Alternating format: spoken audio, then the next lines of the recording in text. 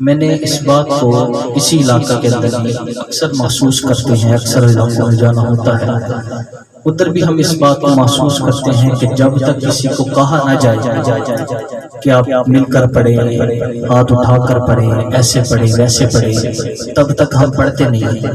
حالانکہ جو محب ہوتا ہے نا، اسے کہنے کی ضرورت نہیں پڑتی کہ یار کا ذکر کریں۔ ویسے بھی میری طبیعت نہیں، میرا مزاج نہیں کہ میں آپ کو کہوں ہاتھ اٹھا کر پڑھو، ایسے پڑھو ویسے پڑھو۔ کیوں؟ کیونکہ میں نے اپنے دل میں ایک بات بٹھائی ہے کہ سرکار کا ذکر نہ انسانوں کا محتاج ہے نہ فرشتوں کا محتاج ہے۔ سرکار کا ذکر ہماری چٹاکی کی زبان پر نہیں آتا۔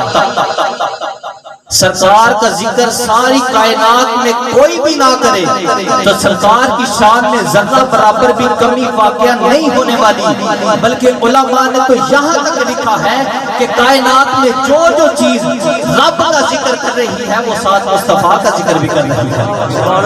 بلکہ اقبال نے کہا تھا کہ دشت میں دامن کوثر میں میدان میں ہے، بحر میں موج کی آغوش میں طوفان میں ہے، اور چین کے شہر مراکش کے بیابان میں ہے، اور پوشیدہ ہر مسلمان کے ایمان میں ہے۔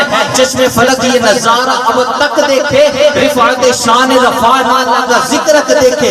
اقبال فرماتے ہیں کہ جب اس کائنات میں کچھ نہ تھا تب بھی محمد محمد ہو رہا تھا، جب کچھ نہ ہوگا تب بھی محمد محمد ہو رہا تھا۔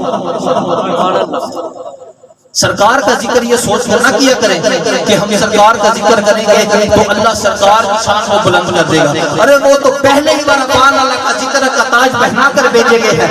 سرکار کا ذکر یہ سوچ کر نہ کیا کریں کہ ہم سرکار کا ذکر کریں گے تو اللہ سرکار کی شان کو بلند کر دے گا۔ نہ، سرکار کا ذکر یہ سوچ کر کیا کرے کہ ہم سرکار کا ذکر کریں گے تو اللہ ہمارے وقتوں کو بلند کر دے گا، ہم سرکار کا ذکر کریں گے اللہ ہماری شانوں کو بلند کر دے گا۔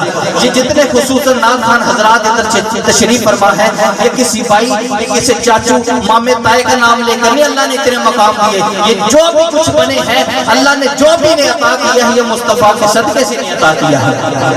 ایک شاعر نے بھی کیا خوب کہا تھا، کہتے ہیں کہ عجیب فیض ہے آقا تیری محبت کا، عجیب فیض ہے آقا تیری محبت کا۔ ادھر تو دنیا کا دستور کیا ہے کہ ہم کسی کو مال دیتے ہیں تو وہ سنور جاتا ہے، لیکن ادھر دستور دیکھیں کہ عجیب فیض ہے آقا تیری محبت کا کہ درود تجھ پہ پڑے اور خود سنور جائے، درود تجھ پہ پڑے اور خود سنور جائے۔